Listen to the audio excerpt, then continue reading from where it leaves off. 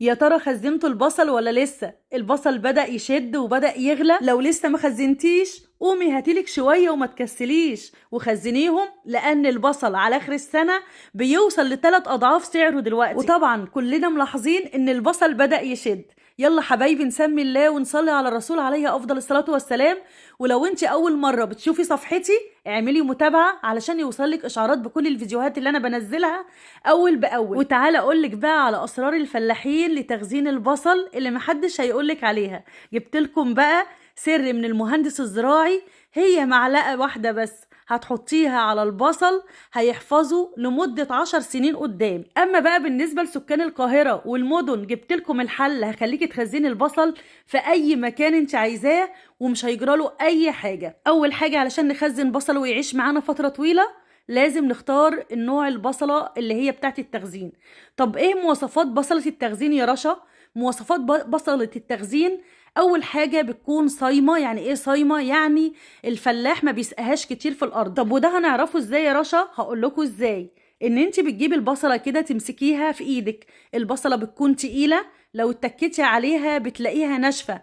لكن البصلة اللي شاربة مية كتير بتحسي ان هي كلها مية اول ما بتتك عليها. وكمان لما نيجي نشتري البصل يا جماعة مهم جدا تبقى القشرة ناشفة عليه، لان البصل الصايم بتبقى القشرة بتاعته ثابتة. القشرة اللي بتفصل دي بتبقى البصلة شاربة مية كتير. كمان لما نيجي نشتري البصلة ننقي المدورة، نحاول ننقيها البصلة الوسط مش الكبيرة قوي. البصلة الكبيرة قوي بتفرغ بسرعة. كمان تكون مقفولة من ورا، يعني بصلة مدورة مزلطة كده. يعني ايه مزلطة؟ يعني جاية من كلمة زلط، يعني بتكون البصلة تقيلة كده والقشرة بتاعتها ثابتة وتلاقوها مسح كده وبتلمح كده. تعالوا بقى نعمل المادة الحافظة اللي هتحفظ لنا البصل فترة طويلة عندنا. وهي بقى ايه؟ كوباية نشا كده هنحطهم في طبق على 3 معالق شطة، اهم حاجة تكون شطة حامية.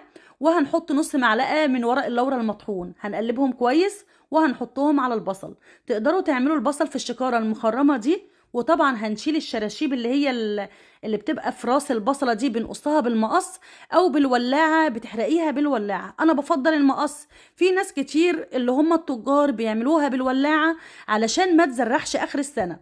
عايزة تقصيها بالمقص زي ما انا بعملها كده ماشي، عايزة تولعيها بالولاعة بس ما تجيش ناحية البصلة عشان البصلة ريحتها ما تطلعش او ما تصننش. تمام؟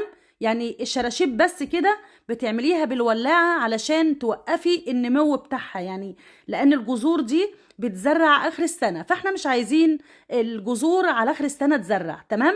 تاني حاجة بتيجي من ورا كده ناحية العرش، بتقومي جاية برماه بايدك كده بتلفيه لفة بايدك. طب ليه يا رشا الخطوة دي؟ علشان مفيش نملة تخش جوه البصلة وتبوظها، او اي حشره يعني تبوظ لك البصله، او هوا او اي حاجه. تمام؟ تاني حاجه بقى الماده الحافظه بنرشها على البصل كده، دي بتحمي البصل.